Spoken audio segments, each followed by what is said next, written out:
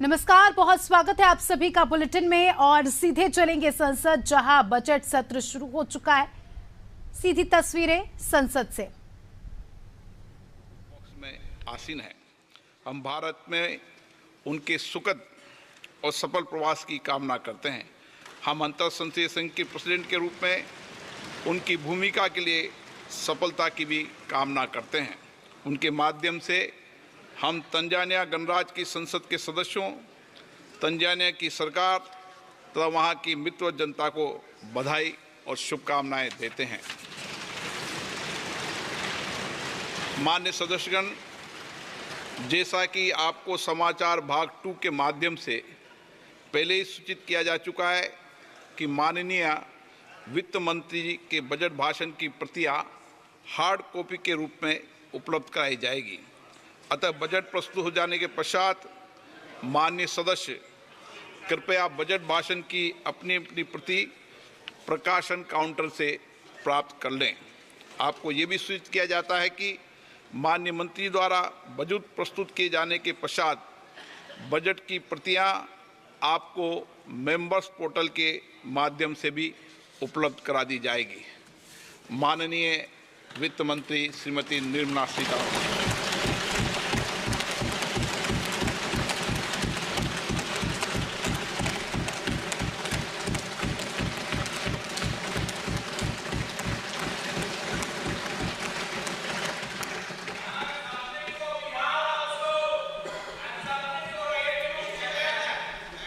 Honorable Speaker, I present the budget for 24-25.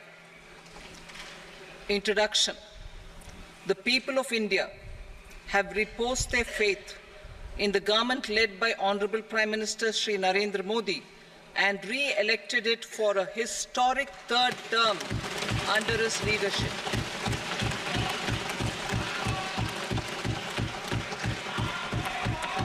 We are grateful for their support, faith, and trust in our policies. We are determined to ensure that all Indians, regardless of religion, caste, gender, and age, make substantial progress in realizing their life goals and aspirations.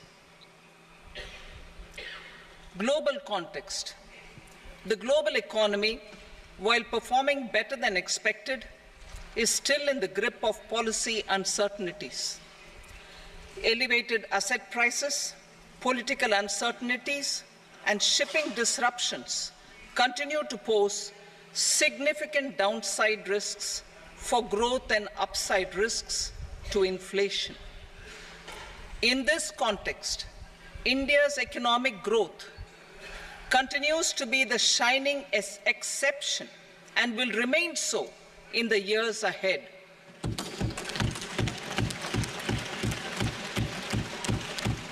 India's inflation continues to be low, stable, and moving towards the 4% target. Core inflation, that is non-food and non-fuel, currently is 3.1%. Steps are being taken to ensure supplies of perishable goods reach markets adequately. Interim budget. As mentioned in the interim budget, we need to focus on 4 major castes, namely the Garib, Mahilaye, Yuva, and Annadata, the poor, women, youth, and the farmer. For Annadata, we announced higher minimum support prices a month ago for all major crops, delivering on the promise of at least a 50% margin over costs. Pradhan Mantri Garib Kalyan Anna Yojana was extended for 5 years, benefiting more than 80 crore people. Administrative actions for approval and implementation of various schemes announced in the interim budget are well underway. The required allocations have been made. Budget theme. Turning attention to the full year and beyond, in this budget, we particularly focus on employment, skilling, MSMEs, and the middle class. I'm happy to announce the Prime Minister's package of 5 schemes and initiatives to facilitate employment, skilling, and other opportunities for 4.1 crore youth over a 5-year period, with a central outlay of 2 lakh crore rupees. I will speak about them shortly, while more details may be seen in the annexure. This year, I've made a provision of 1.48 lakh rupees, 1.48 lakh crore rupees for education, employment, and skilling. Budget priorities. The people have given a unique opportunity to our government to take the country on the path of strong development and an all-round prosperity. In the interim budget, we promise to present a detailed roadmap for our pursuit of Vikasit Bharat. In line with the strategy set out in the interim budget, this budget envisages sustained efforts on the following 9 priorities for generating ample opportunities for all. Number 1, productivity and resilience in agriculture. Number 2, employment and skilling. Number 3, inclusive human resource development and social justice. 4, manufacturing and services. 5, urban development. 6, energy security. 7, infrastructure. 8, innovation, research and development. And 9, next generation reforms. Subsequent budgets will build on these and add more priorities and actions. A more detailed formulation will be carried out as part of the economic policy framework, about which I will speak later in this speech. This budget details some of the specific actions to be initiated in the current year towards fulfillment of these priorities, with potential for transformative changes. The budget also covers some of the previously made announcements with intent to strengthen them and step up their implementation for expediting our journey towards the goal of Vikasit Bharat. Priority 1, productivity and resilience in agriculture. Transforming agricultural research. Our government will undertake a comprehensive review of the agricultural research setup to bring the focus on raising productivity and developing climate-resilient varieties.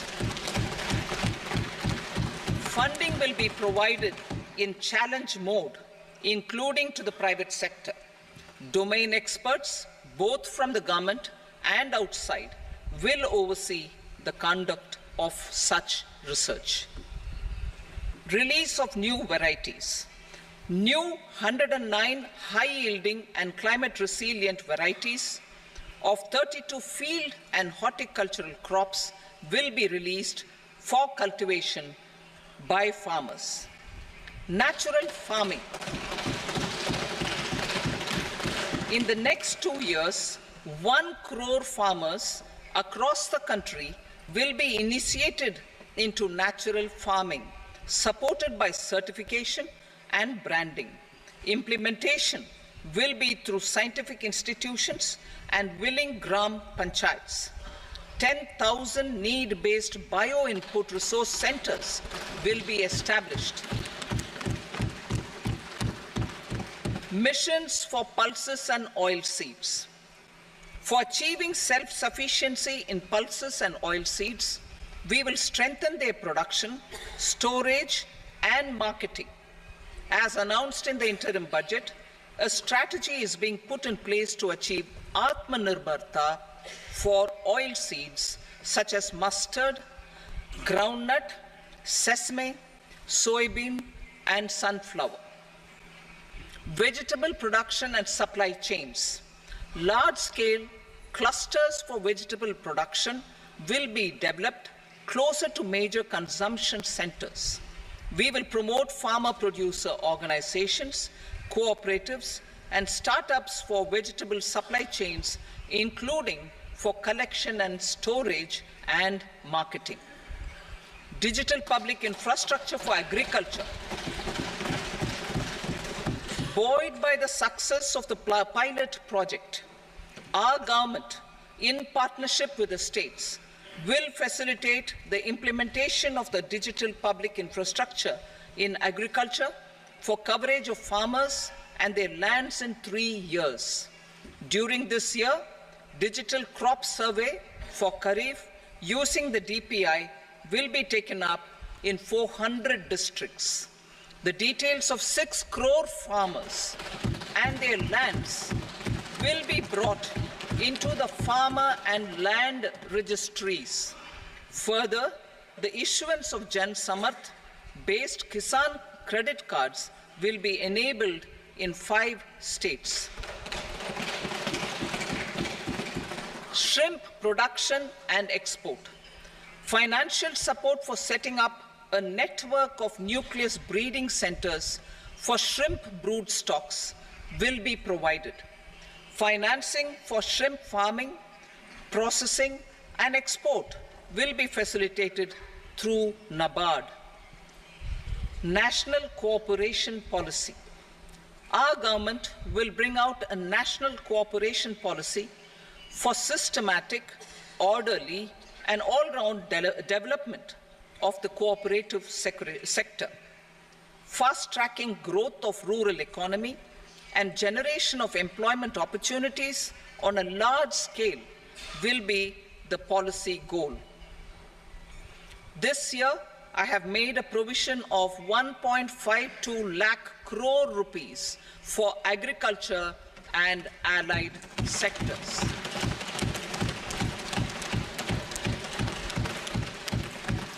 Priority 2, employment and skilling. Employment-linked incentive. Our government will implement following 3 schemes for employment-linked incentive as part of the Prime Minister's package. These will be based on enrollment in the EPFO and focus on recognition of first-time employees and support to employees and employers. Scheme A, first-timers. This scheme will provide 1 month wage to all persons newly entering the workforce in all formal sectors.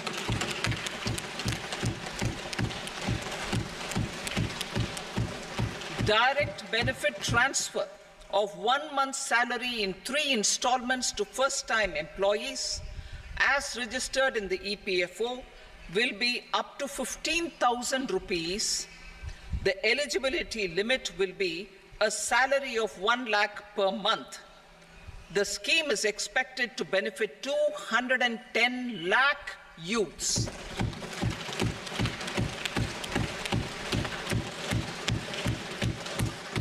Scheme B, job creation in manufacturing. This scheme will incentivize additional employment in the manufacturing sector linked to the employment of first-time employees.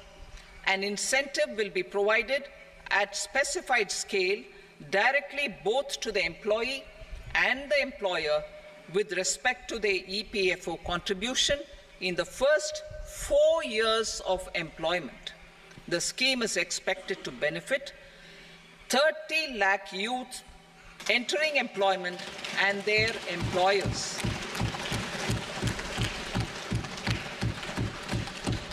Scheme C, support to employers. This employer-focused scheme will cover additional employment in all sectors. All additional employment within a salary of 1 lakh rupee per month will be counted. The government will reimburse to employers up to 3,000 rupees per month for 2 years towards the EPFO contribution for each additional employee. The scheme is expected to incentivize additional employment of 50 lakh persons.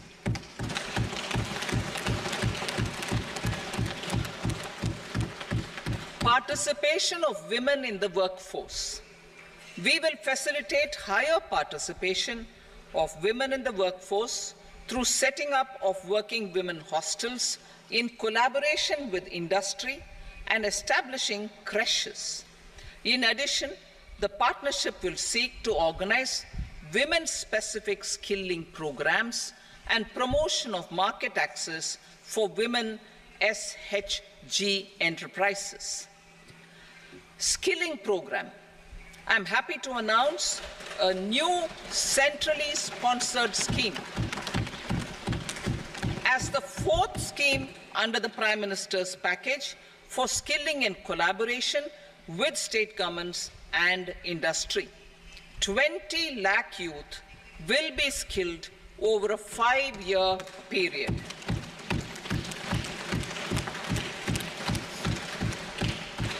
Thousand industrial training institutes will be upgraded in hub and spoke arrangements with outcome orientation. Course content and design will be aligned to the skill needs of industry, and new courses will be introduced for emerging needs. Skilling loans. The model skill loan scheme will be revised to facilitate loans up to 7.5 lakh rupees with a guarantee from a government-promoted fund. This measure is expected to help 25,000 students every year.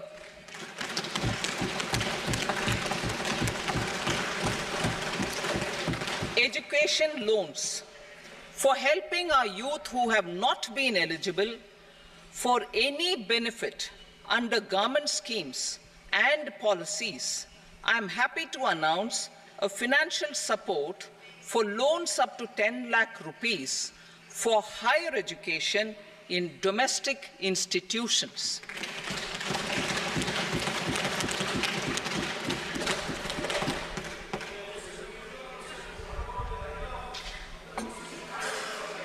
E-vouchers for this purpose. E-vouchers for this purpose will be given directly to 1 lakh students every year for annual interest subvention of 3% of the loan amount. Priority 3, inclusive human resource development and social justice. Saturation approach. Our government is committed to all-round, all-pervasive and all-inclusive development of people, particularly farmers, youth, women, and the poor. For achieving social justice comprehensively, the saturation approach of covering all eligible people through various programs, including those for education and health, will be adopted to empower them by improving their capabilities. Implementation of schemes meant for supporting economic activities by craftsmen, artisans, self-help groups, scheduled caste, scheduled tribe, and women entrepreneurs and street vendors such as the PM Vishwakarma, PM Swanidhi, National Livelihood Missions, and Stand Up India will be stepped up. Purvodaya. The states in the eastern part of the country are rich in endowments and have strong cultural traditions. We will formulate a plan, Purvodaya, for the all-round development of the eastern region of the country, covering Bihar, Jharkhand, West Bengal, Odisha, and Andhra Pradesh. This will cover human resource development, infrastructure, and generation of economic opportunities to make the region an engine to attain Vikasit Bharat. On the Amritsar-Kolkata industrial corridor, we will support development of an industrial node at Gaya This corridor will catalyze industrial development of the eastern region. The industrial node at Gaya will also be a good model for developing our ancient centers of cultural importance into future centers of modern economy. This model shall showcase Vikas B, Virasat B in our growth trajectory. We will also support development of road connectivity projects, namely 1. Patna Purnia Expressway, 2. Buxar Bhagalpur Expressway, 3. Bodh Gaya, Rajgir, Vaishali and Darbhanga spurs, and 4. Additional 2-lane bridge over River Ganga at Buxar at a total cost of 26,000 crore rupees.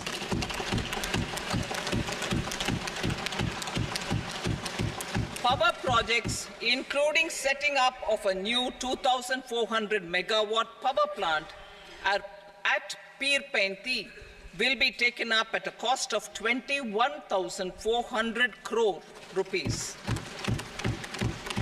New airports, medical colleges, and sports infrastructure in Bihar will be constructed. An additional allocation to support capital investments will be provided. The requests of Bihar government for external assistance from multilateral development banks will be expedited.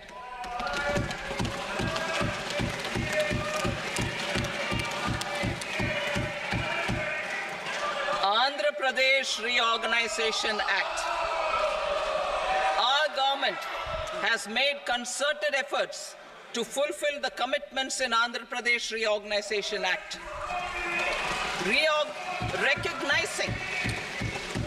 Recognizing the state's need for the capital, recognizing the state's need for a capital, we will facilitate special financial support through multilateral development agencies. In the current financial year, 15,000 crore rupees will be arranged with additional amounts in future years.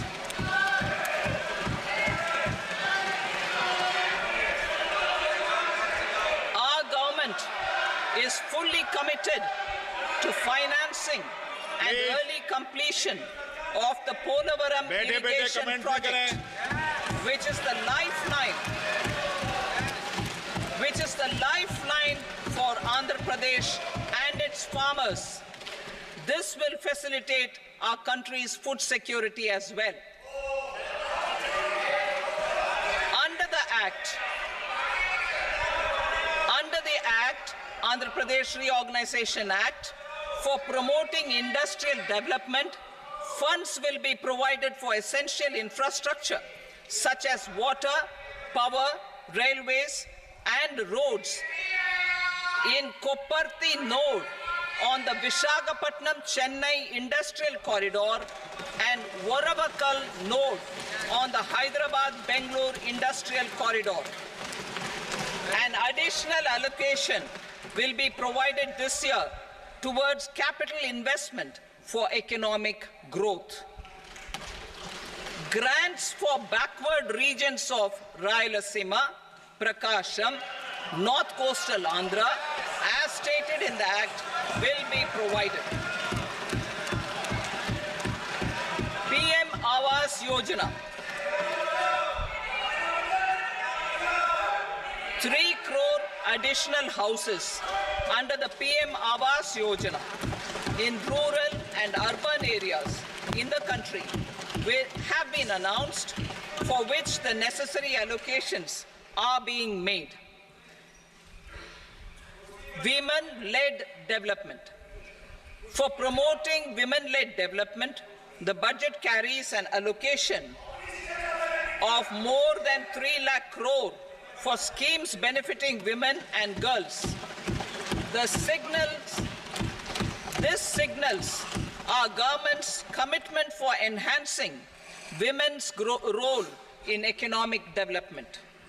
Pradhan Mantri Janjatiya Unnat Gram Abhiyan, for improving the socio-economic condition of tribal communities, we will launch the Pradhan Mantri Janjatiya Unnat Gram Abhiyan by adopting saturation coverage for tribal families in tribal majority villages and aspirational districts.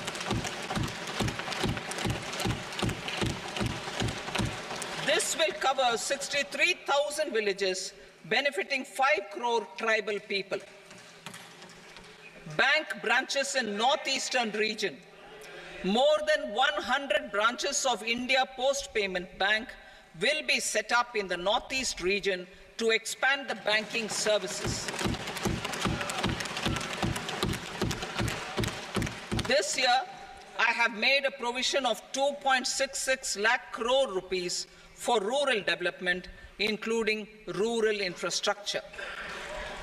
Priority 4, manufacturing and services, support for promotion of MSMEs.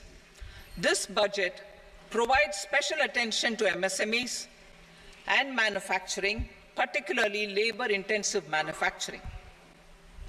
We have formulated a package covering financing, regulatory changes, and technology support for MSMEs to help them grow and also compete globally, as mentioned in the interim budget. I am happy to announce the following specific measures. Credit guarantee scheme for MSMEs in the manufacturing sector.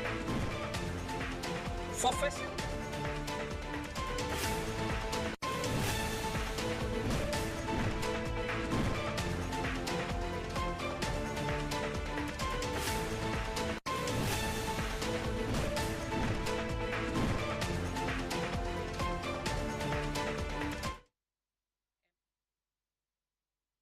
constituted self-financing guarantee fund will provide to each applicant guarantee cover up to 100 crore rupees, while the loan amount may be larger.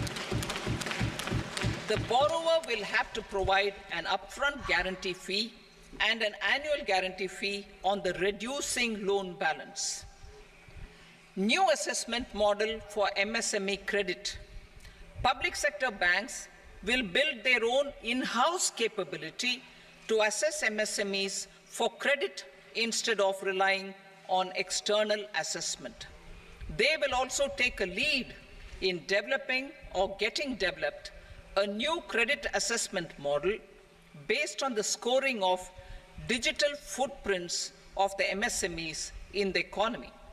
This is expected to be a significant improvement over the traditional assessment of credit eligibility based only on asset or turnover criteria.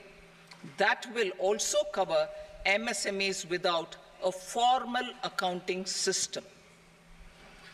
Credit support to MSMEs during stress period. I'm happy to announce a new mechanism for facilitating continuation of bank credit to MSMEs during their stress period while being in special mention account, SMA stage, for reasons beyond their control. MSMEs need credit to continue their business and to avoid getting into the NPA stage. Credit availability will be supported through a guarantee from a government-promoted fund. Mudra loans. The limit of Mudra loans will be enhanced to 20 lakh from the current 10 lakh for those entrepreneurs who have availed and successfully repaid previous loans under the Tarun category.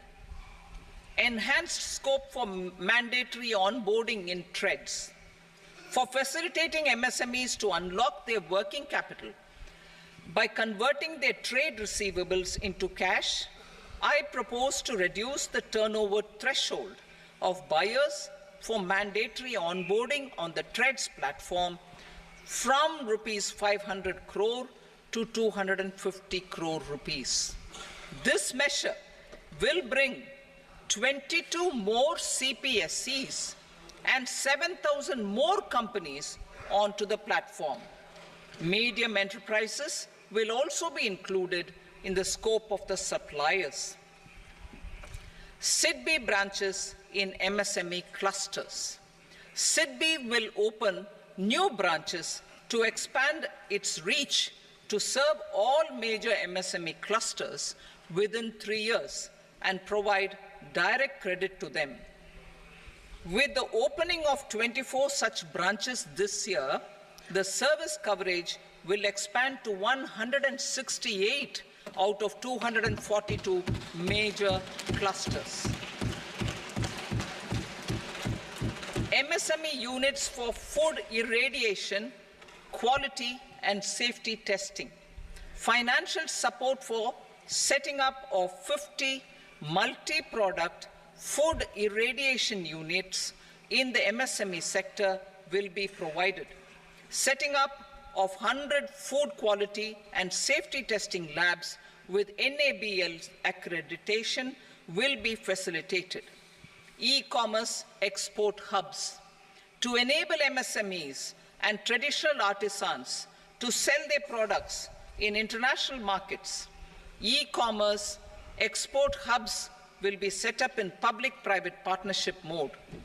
These hubs, under a seamless regulatory and logistic framework, will facilitate trade and export-related services under one roof. Measures for promotion of manufacturing and services. Internship in top companies. As the fifth scheme under Prime Minister's package, our government will launch a comprehensive scheme for providing internship opportunities in 500 top companies to 1 crore youth in 5 years. They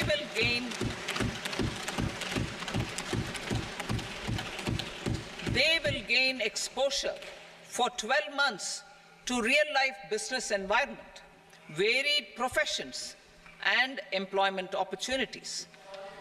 An internship allowance of 5,000 per month, 5,000 rupees per month, along with a one-time assistance of 6,000 rupees will be provided.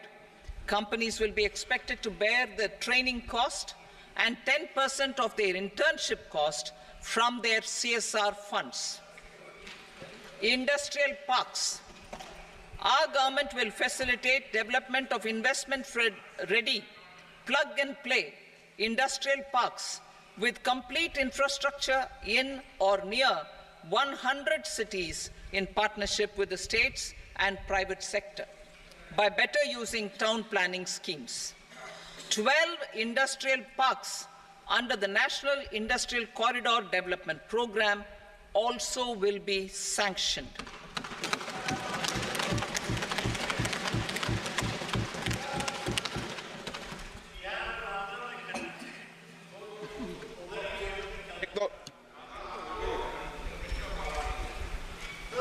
Veggie paper, no. Please, Patty.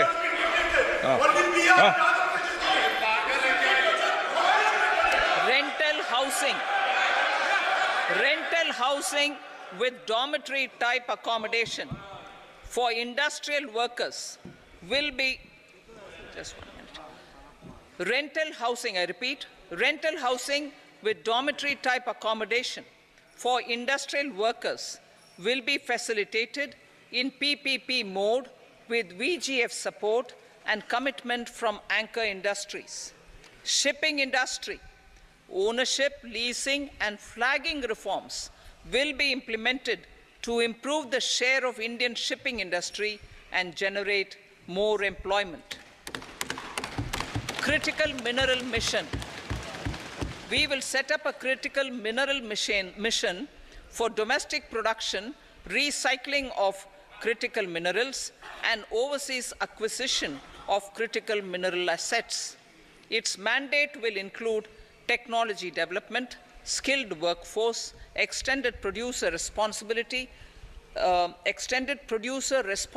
framework, and a suitable financing mechanism. Offshore mining of minerals. our government will launch the auction of the first tranche of offshore blocks for mining, building on the exploration already carried out. Digital public infrastructure applications. Turning to the services sector, I propose development of DPI applications at population scale for productivity gains, business opportunities, and innovation by the private sector. These are planned in the areas of credit, e-commerce, education, health, law and justice, logistics, MSME service delivery, and urban governance. Integrated technology platform for IBC ecosystem. An integrated technology platform will be set up for improving the outcomes under the Insolvency Bankruptcy Code for achieving consistency, transparency, timely processing, and better oversight for all stakeholders. Voluntary closure of LLPs. The services of the Center for Processing Accelerated Corporate Exit, CPACE, will be extended for voluntary closure of LLPs to reduce the closure times. National Company Law Tribunals. The IBC has resolved more than 1,000 companies, resulting in direct recovery of 3.3 lakh crore to creditors. 3.3 lakh crore rupees to creditors. In addition, 28,000 cases involving over 10 lakh crore rupees have been disposed of even prior to admission. Appropriate changes to the IBC, reforms and strengthening of the tribunal and appellate tribunals will be initiated to speed up insolvency resolution. Additional tribunals will be established. Out of those, some will be notified to decide cases exclusively under the Companies Act. Debt recovery. Steps for reforming and strengthening debt recovery tribunals will be taken. Additional tribunals will be established to speed up recovery. Priority 5, urban development. Cities as growth hubs. Working with states, our government will facilitate development of cities as growth hubs.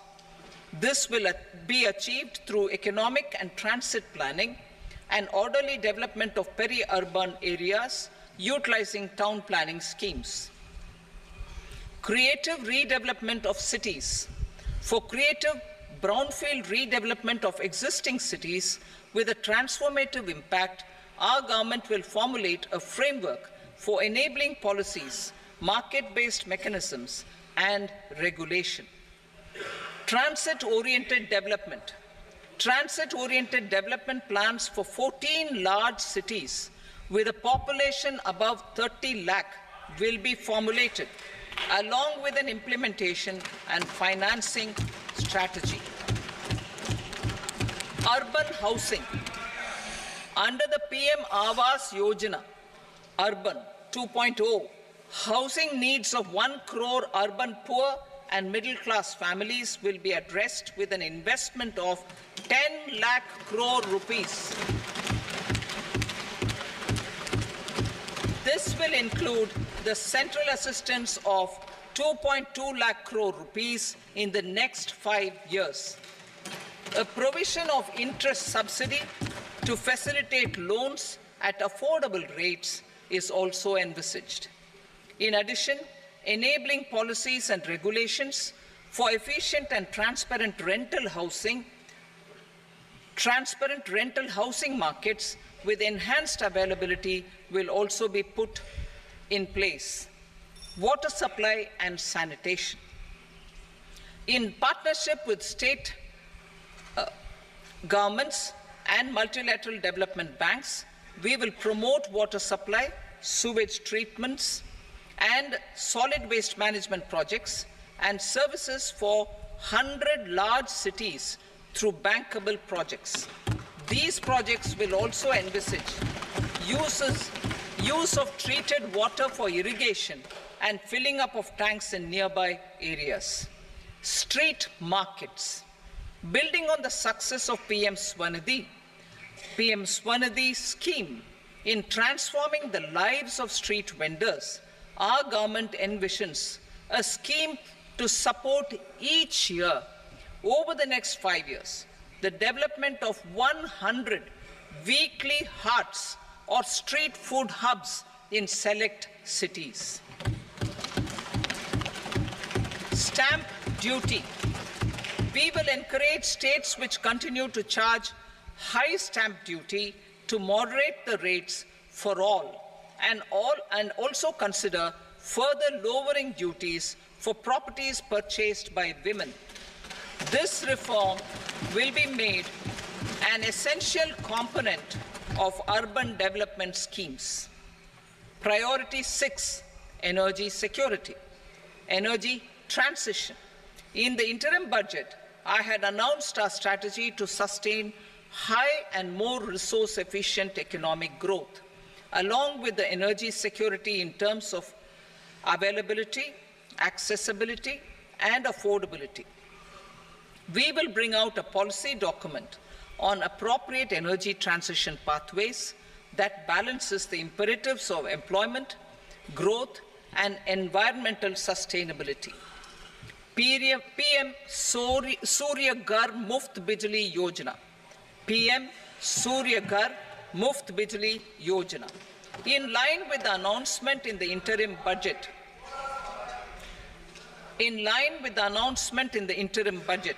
PM Surya Ghar Muft Bijli Yojana has been launched to install rooftop solar plants to enable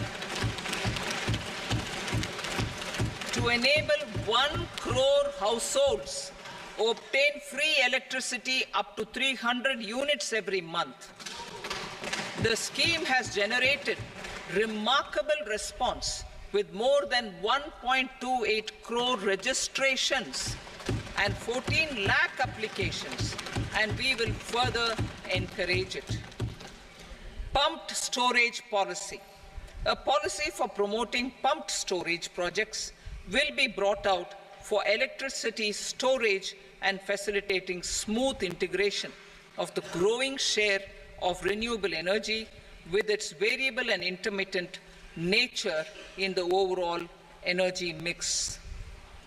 Research and development of small and modular nuclear reactors. Nuclear energy is expected to form a very significant part of the energy mix for Vikasit Bharat. Towards that pursuit, our government will partner with the private sector for 1. Setting up Bharat Small Reactors, 2. Research and development of Bharat Small Modular Reactor, and 3. Research and development of newer technologies for nuclear energy. The R&D funding announced in the interim budget will be made available for this sector also. Advanced ultra supercritical thermal power plants. The development of indigenous technology for advanced ultra supercritical thermal power plants with much higher efficiency has been completed. A joint venture between NTPC and BHEL will set up a full-scale 800 megawatt commercial plant using AUSC technology. The government will provide the required fiscal support. Moving forward, development of indigenous capacity for the production of high-grade steel and other advanced metallurgy materials for these plants will result in strong spin-off benefits for the economy. Roadmap for hard-to-abate industries. A roadmap for moving the hard-to-abate industries from energy efficiency targets to emission targets will be formulated. Appropriate regulations for transition of these industries from the current perform, achieve, and trade mode to Indian carbon market mode will be put in place. Support to traditional micro and small industries. An investment grade energy audit of traditional micro and small industries in 60 clusters, including brass and ceramic, will be facilitated. Financial support will be provided for shifting them to cleaner forms of energy and implementation of energy efficiency measures. The scheme will be replicated in another 100 clusters in the next phase. Priority 7, infrastructure investment by central government. Significant investment the central government has made over the years in building and improving infrastructure has had a strong multiplier effect on the economy. We will endeavour to maintain strong fiscal support for infrastructure over the next 5 years in conjunction with imperatives of other priorities and fiscal consolidation. This year, I have provided 11,11,111 crore rupees for capital expenditure. This would be 3.4% of our GDP. Infrastructure investment by state governments. We will encourage states to provide support of similar scale for infrastructure, subject to their development priorities. A provision of 1.5 lakh crore rupees for long-term interest-free loans have been made this year also to support the states in their resource allocation. Private investment in infrastructure. Investment in infrastructure by private sector will be promoted through viability gap funding and enabling policies and regulations. A market-based financing framework will be brought out. Pradhan Mantri Gram Sadak Yojana, Phase 4 of the PMGSY will be launched to provide all-weather connectivity to 25,000 rural habitations, which have become eligible in view of their population increase. Irrigation and flood mitigation. Bihar has frequently suffered from floods, many of them originating outside the country. Plans to build flood control structures in Nepal are yet to progress. Our government, through the Accelerated Irrigation Benefit Program and other sources, will provide financial support for projects with estimated cost of 11,500 crore rupees, such as the Kosi-Michi intra-state link and 20 other ongoing and new schemes, including barrages, river pollution abatement, and irrigation projects. In addition, survey and investigation of Kosi-related flood mitigation and irrigation projects will be undertaken.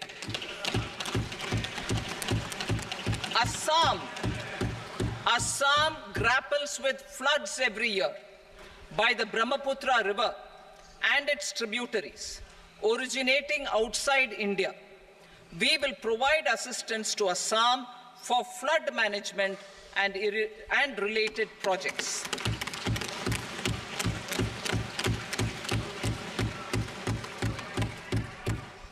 Himachal Pradesh suffered extensive losses due to floods last year.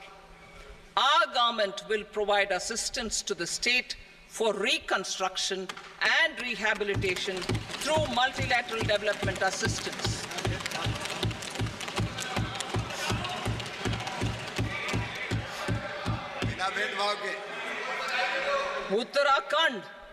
Uttarakhand too suffered losses due to cloudbursts and massive landslides. We will provide assistance to the state.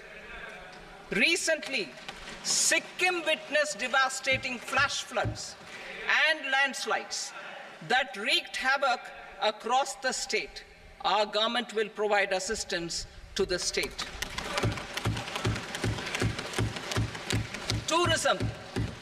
tourism has always been a part of our civilization. Our efforts in positioning India as a global tourist destination will also create jobs, stimulate investments, and unlock economic opportunities for other sectors. In addition to the measures outlined in the interim budget, I propose the following measures. Vishnupad Temple at Gaya and Mahabodhi Temple at Bodh Gaya in Bihar are of immense spiritual significance. Comprehensive development of Vishnupad Temple Corridor and Mahabodhi Temple Corridor will be supported, modeled on the successful Kashi Vishwanath Temple Corridor to transform them into world-class pilgrim and tourist destinations. Rajgir holds immense religious significance for Hindus, Buddhists, and Jains. The 20th Tirthankara Muniswarata temple in the Jain temple complex is ancient. The Saptarishi, or the 7 hot springs, form a warm water Brahmkund that is sacred. A comprehensive development initiative for Rajgir will be undertaken. Our government will support the development of Nalanda as a tourist center, besides reviving Nalanda University to its glorious stature. Odisha's scenic beauty, temples, monuments, craftsmanship, wildlife sanctuaries, natural landscapes, and pristine beaches make it an ultimate tourism destination. Our government will provide assistance for their development to Odisha as well. Priority 8, innovation, research and development. We will operationalize the Anusandhan National Research Fund for basic research and prototype development. Further, we will set up a mechanism for spurring private sector-driven research and innovation at commercial scale, with a financing pool of 1 lakh crore rupees in line with the announcement in the interim budget. Space economy. With our continued emphasis on expanding the space economy by 5 times in the next 10 years, a venture capital fund of 1,000 crore rupees will be set up. Priority 9, next generation reforms. Economic policy framework. We will formulate an economic policy framework to delineate the overarching approach to economic development and set the scope of the next generation of reforms for facilitating employment opportunities and sustaining high growth. Our government will initiate and incentivize reforms for 1. Improving productivity of factors of production, and 2. Facilitating markets and sectors to become more efficient. These reforms will cover all factors of production, namely land, labor, capital, and entrepreneurship, and technology as an enabler of improving total factor productivity and bridging inequality. Effective implementation of several of these reforms requires collaboration between the center and the states, and building consensus as development of the country lies in development of the states. For promoting competitive federalism and incentivizing states for faster implementation of reforms, I propose to earmark a significant part of the 50-year interest-free loan. Working with the states, we will initiate the following reforms.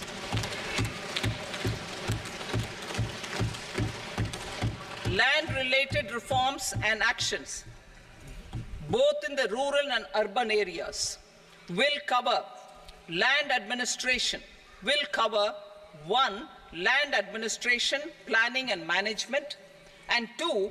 Urban planning usage and building bylaws. These will be incentivized for completion within the next 3 years through appropriate fiscal support. Rural land-related actions. Rural land-related actions will include 1. Assignment of unique land parcel identification number, UL PIN, or Bhu Aadhaar for all lands. 2. Digitization of cadastral maps. 3. Survey of subdivisions, survey of map subdivisions as per current ownership. 4. Establishment of land registry. And 5. Linking to the farmers registry. These actions will also facilitate credit flow and other agricultural services. Urban land-related actions. Land records in urban areas will be digitized with GIS mapping. An IT-based system for property record administration, updating, and tax administration will be established. These will also facilitate improving the financial position of urban local bodies. Labor-related reforms. Services to labor. Our government will facilitate the provision of a wide array of services to labor, including those for employment and skilling. A comprehensive integration of e-Shram portal with other portals will facilitate such one-stop solution. Open architecture databases for the rapidly changing labor market, skill requirements, and available job roles, and a mechanism to connect job aspirants with potential employers and skill providers will be covered in these services. Shram Suvidha and Samadhan portal. Shram Suvidha and Samadhan portal will be revamped to enhance ease of compliance for industry and trade. Capital and entrepreneurship related reforms, financial sector vision and strategy. For me, तो देखिए संसद में budget सत्र चल रहा है। इसी के साथ इस वक्त की बड़ी खबर आपको बता दें, बजट से ही जुड़ी, जहां बिहार को बड़ी सौगात मिली है। बिहार को 41,000 करोड़ का पैकेज मिला है। हालांकि विशेष राज्य का दर्जा नहीं मिलेगा, कल ही एक खबर हमने आपको बताई थी, लेकिन इसके बजाय 41,000 करोड़ का पैकेज मिलेगा, जो कि बिहार के यानी प्रदेश के विकास को ऊंचाइयों तक ले जाएगा। स्पेशल राज्य का दर्जा देने से इनकार कर दिया है। लगातार मांग हो रही थी स्पेशल राज्य का दर्जा दिलाने की, लेकिन अब ये तो नहीं। Green transition. Variable capital company structure. We will seek the required legislative approval for providing an efficient and flexible mode for financing leasing of aircrafts and ships and pooled funds of private equity through a variable company structure. Foreign direct investments and overseas investment. The rules and regulations for foreign direct investment and overseas investments will be simplified to 1. Facilitate foreign direct investments, 2. Nudge prioritization, and 3. Promote opportunities for using Indian rupee as a currency for overseas investment. NPS Vatsalya. NPS Vatsalya, a plan for contribution by parents and guardians for minors, will be started. On attaining the age of majority, the plan can be converted seamlessly into a normal NPS account. Use of technology. We have successfully used technology for improving productivity and bridging inequality in our economy during the past 10 years. Public investment in digital infrastructure and innovations by the private sector have helped in improving access of all citizens, particularly the common people, to market resources, education, health and services. We will step up adoption of technology towards digitalization of the economy. Ease of doing business. For enhancing ease of doing business, we are already working on the Jan Vishwas Bill 2.0. Further, states will be incentivized for implementation of the business reforms, action plans, and digitalization. Data and statistics. For improving data governance, collection, processing and management of data and statistics, different sectoral databases, including those established under the Digital India Mission, will be utilized with active use of technology tools. New pension scheme. The committee to review the NPS has made considerable progress in its work. I'm happy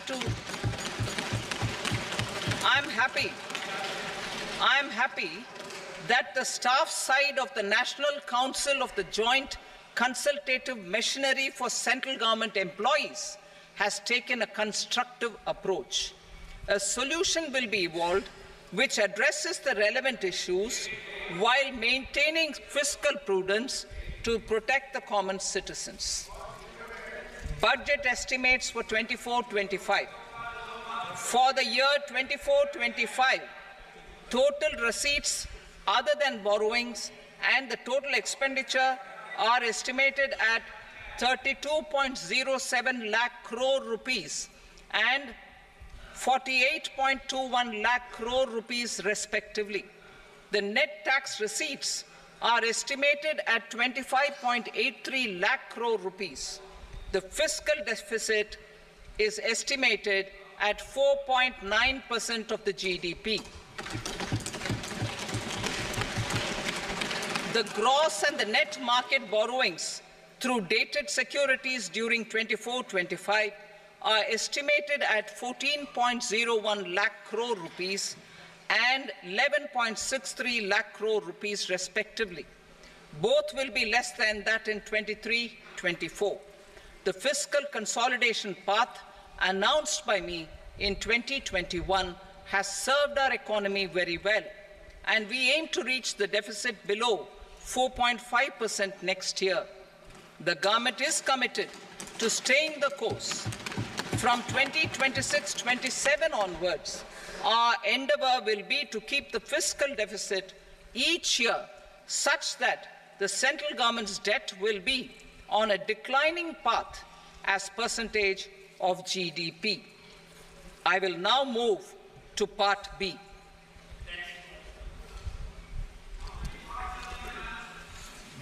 Indirect taxes. Sir, I start with GST.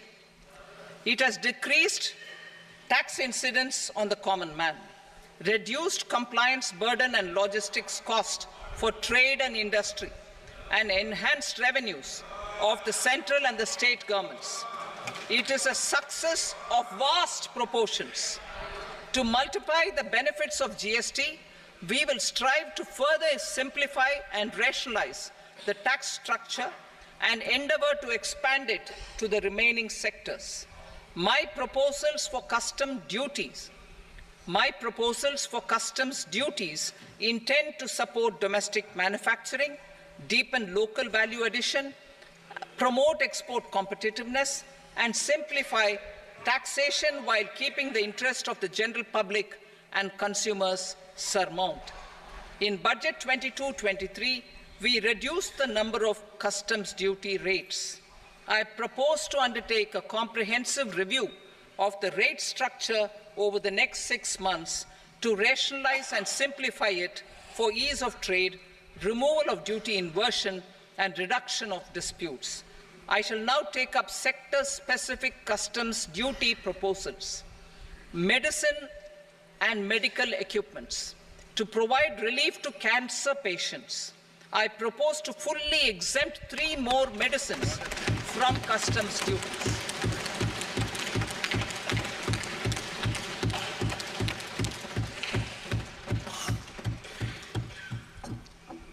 I also propose changes in the BCD on X-ray tubes and flat panel detectors for use in medical X-ray machines under the phased manufacturing program so as to synchronize them with the domestic capacity addition. Mobile phone and related parts.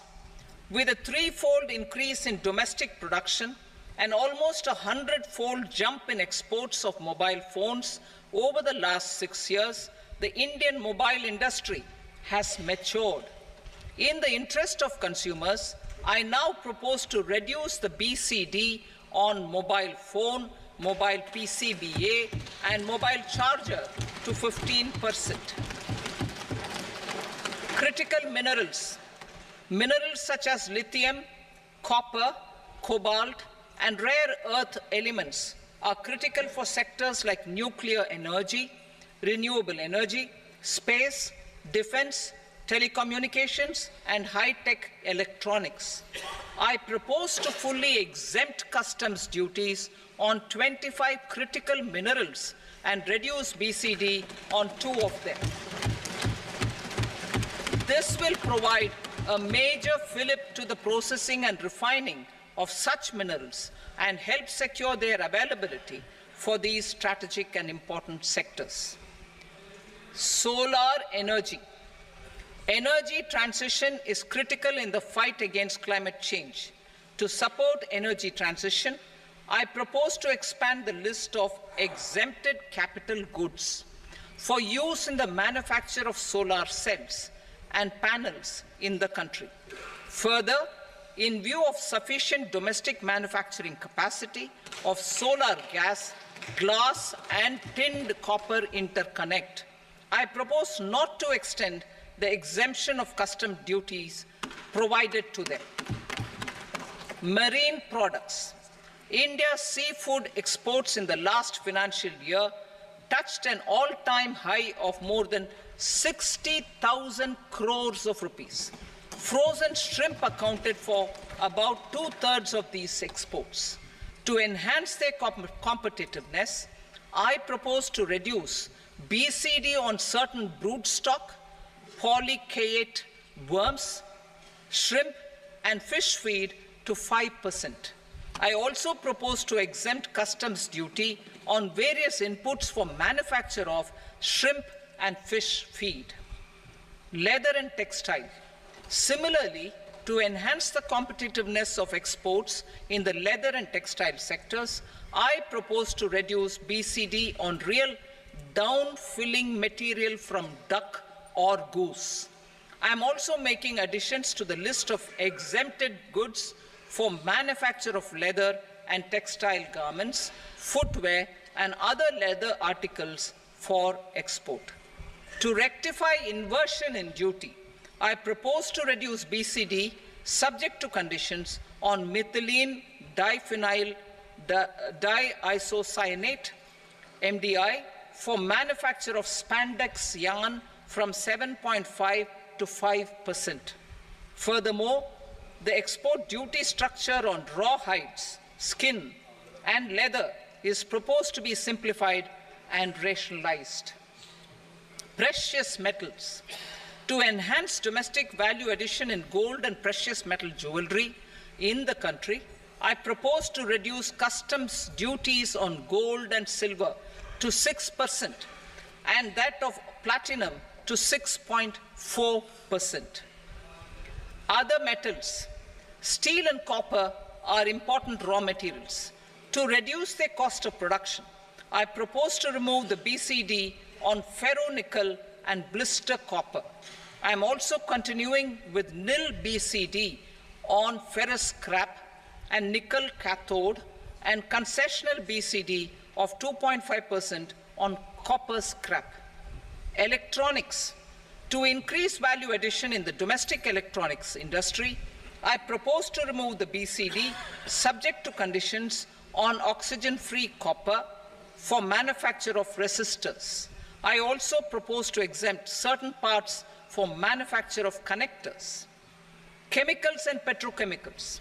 To support existing and new capacities in the pipeline, I propose to increase the BCD on ammonium nitrate from 7.5% to 10%. Plastics. PVC flex banners are non-biodegradable and hazardous for environment and health. To curb their imports, I propose to raise the BCD on them from 10 to 25%. Telecommunication equipment. To incentivize domestic manufacturing, I propose to increase the BCD from 10 to 15% on PCBA of specified telecom equipment. Trade facilitation. To promote domestic aviation and boat and ship MRO, I propose to extend the period for export of goods imported for repairs from 6 months to 1 year. I'll read that again. To promote domestic aviation and boat and ship maintenance, repair and operations, I propose to extend the period for export of goods imported for repairs from 6 months to 1 year. In the same vein, I propose to extend the time limit for re-import of goods for repairs under warranty from 3 to 5 years. I now move to direct taxes. We will continue our efforts to simplify taxes, improve taxpayer services, provide tax certainty, and reduce litigation while enhancing revenues for funding the development and welfare schemes of the government. It has been our endeavor to simplify taxation. We have taken a number of measures in the last few years, including introduction of simplified tax regimes without exemptions and deductions for corporate tax and for personal income tax. This has been appreciated by taxpayers. 58% of corporate tax came from the simplified tax regime in the financial year 22-23. Similarly, as per data available till now, for the last fiscal, more than 2/3 have availed the new personal income tax regime. Comprehensive review of the Income Tax Act. I am now announcing a comprehensive review of the Income Tax Act 1961. The purpose is to make the Act concise, lucid, easy to read and understand. This will reduce disputes and litigation, thereby providing tax certainty to the taxpayers. I will also bring down the demand embroiled in litigation. It is proposed to be completed in 6 months. A beginning is being made in the finance bill by simplifying the tax regime for charities, tedious rate structures, provisions of reassessment and such provisions, and capital gains taxation.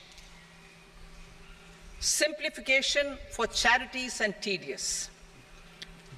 Two tax exemption regimes. The two tax exemption regimes for charities are proposed to be merged into one. The 5% TDS rate on many payments is being merged into the 2% TDS rate, and the 20% TDS rate on repurchase of units by mutual funds or UTI is being withdrawn. TDS rate on e-commerce operators is proposed to be reduced from 1 to 0.1%. Moreover, credit of TCS is proposed to be given in the TDS to be deducted on salary. Further, I propose to decriminalize delay for payment of TDS up to the due date of filing statement for the same. I also plan to provide a standard operating procedure for TDS defaults and simplify and rationalize the compounding guidelines for such defaults. Simplification of reassessment. I propose to thoroughly simplify the provisions for reopening and reassessment. An assessment hereinafter can be reopened beyond 3 years from the end of the assessment year only if the escaped income is 50 lakh rupees or more, up to a maximum period of 5 years from the end of the assessment year. Even in such cases, a time limit of 6 years before the year of the search, as against the existing time limit of 10 years is being proposed. This will reduce tax uncertainty and disputes. Simplification and rationalization of capital gains.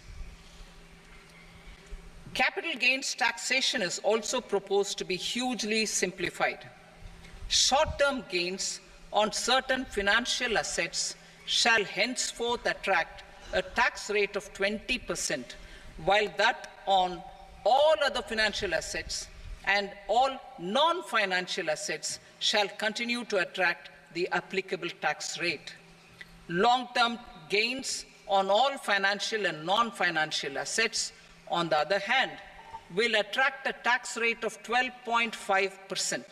For the benefit of the lower and the middle income classes, I propose to increase the limit of exemption of capital gains on certain financial assets to 1.25 lakh rupees per year.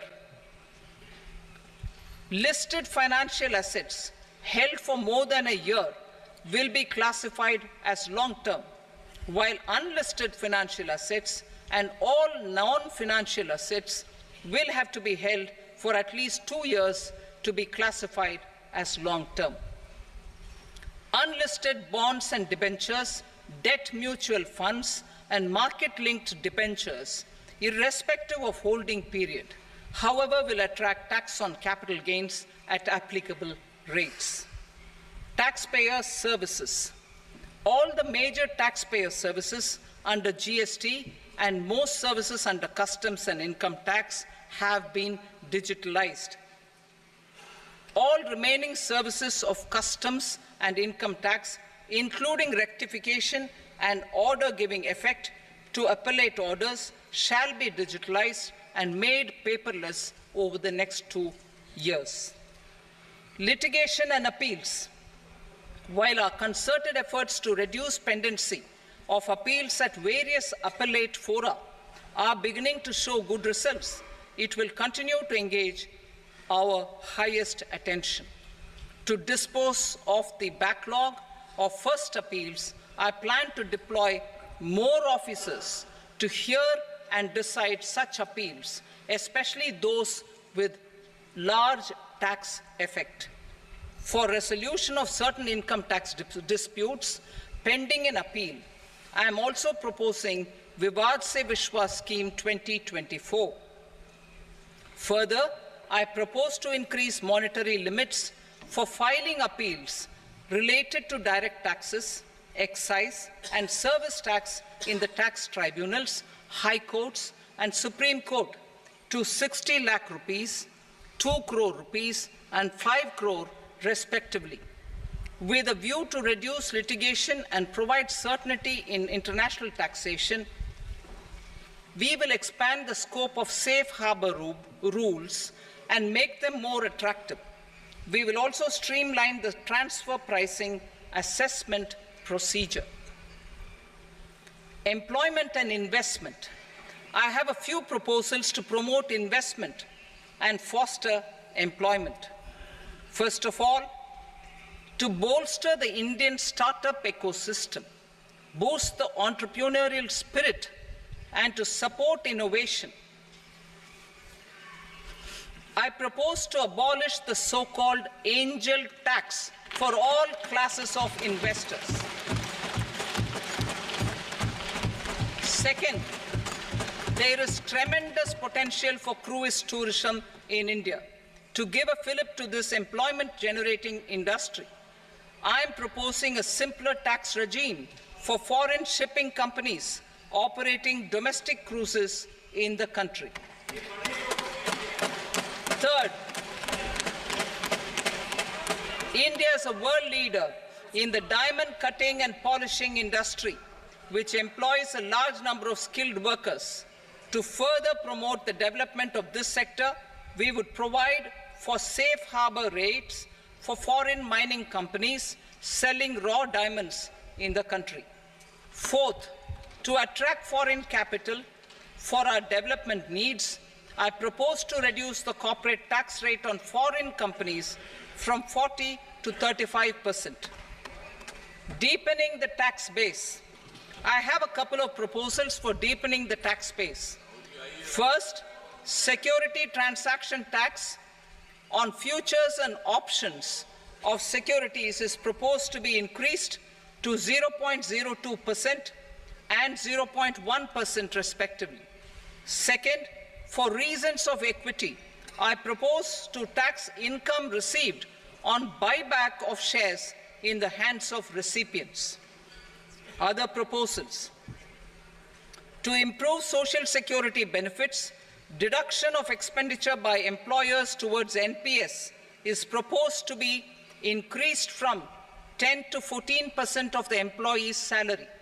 Similarly, deduction of this expenditure up to 14% of salary from the income of employees in private sector, public sector banks and undertakings opting for the new tax regime is proposed to be provided. Indian professionals working in multinationals get ESOPs and invest in social security schemes and other movable assets abroad. Non-reporting of such small foreign assets has penal consequences under the Black Money Act. Such non-reporting of movable assets up to 20 lakh rupees is proposed to be depenalized.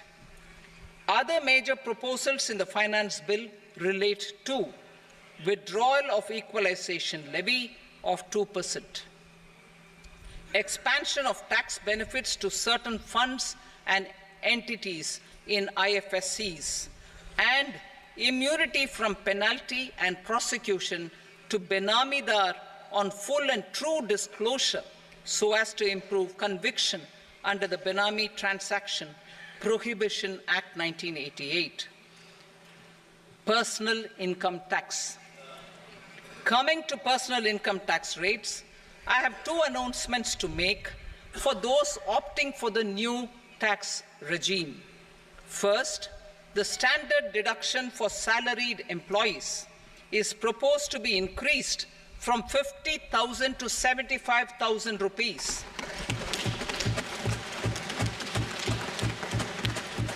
Similarly, deduction on family pension for pensioners is proposed to be enhanced from 15,000 to 25,000 rupees.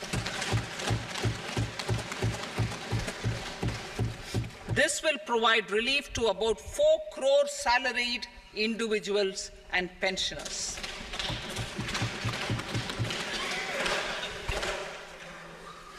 Second, in the new tax regime, the tax rate structure is proposed to be revised as follows. 0 to 3 lakh rupees, nil. 3 to 7 lakh rupees, 5%. 7 to 10 lakh rupees, 10%. 10 to 12 lakh rupees, 15%. 12 to 15 lakh rupees, 20%. And above 15 lakh rupees, 30%. As a result of these changes, a salaried employee in the new tax regime stands to save up to 17,500 rupees in income tax.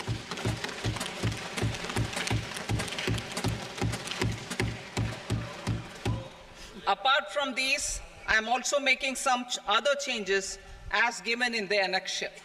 As a result of these proposals, revenue of about 37,000 crore, that is 29,000 crore in direct taxes and 8,000 crore in indirect taxes will be foregone, while revenue of about 30,000 crore rupees will be additionally mobilized. Thus, the total revenue foregone is about 7,000 crores annually. Mr. Speaker, sir, with this, I commend the budget to this august House. Jai Hind.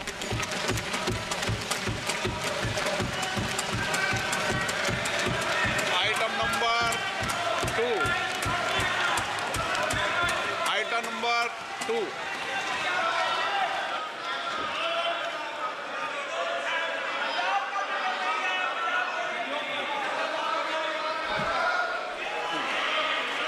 2. Sir, with your permission, I rise to lay on the table the following statements under Section 3 of the Fiscal Responsibility and Budget Management, FRBM Act 2003, Medium-Term Fiscal Policy cum Fiscal Policy Strategy Statement and Macroeconomic Framework Statement.